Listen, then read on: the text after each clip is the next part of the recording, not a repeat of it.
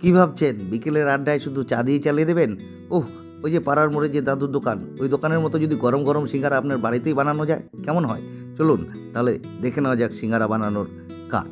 প্রথমে একটা বড় গামলায় ময়দা নিন, তাতে দিন কালো জিরা, দেখতে ছোট হলেও সিঙ্গারার ইগো বাড়াতে কাজে লাগে। এরপর দিন স্বাদমতো লবণ আর বেশ অনেকটা তেল। হাত দিয়ে ঘষে ঘষে ময়দাটা এমনভাবে মাখুন যাতে হাতের মুঠোয় নিলে দলা পাকিয়ে যায়।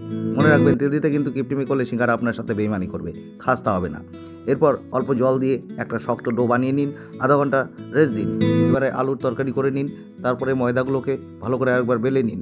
বেলে নিয়ে সেখান থেকে লেচি কেটে যে তরকারি তৈরি করে রেখেছিলেন সেই তরকারিগুলো ভালো করে পুড়ে নিন এবং সামান্য জল দিয়ে মুখটা আটকে দিন। এরপরে কড়াইয়ের মধ্যে ছেড়ে দিন, যতক্ষণ না পর্যন্ত লাল লাল ভাজা হয়ে যাচ্ছে কড়াই ভাজতে থাকুন। এরপরে নামিয়ে নিন, চায়ের সঙ্গে গরম গরম খেয়ে নিন।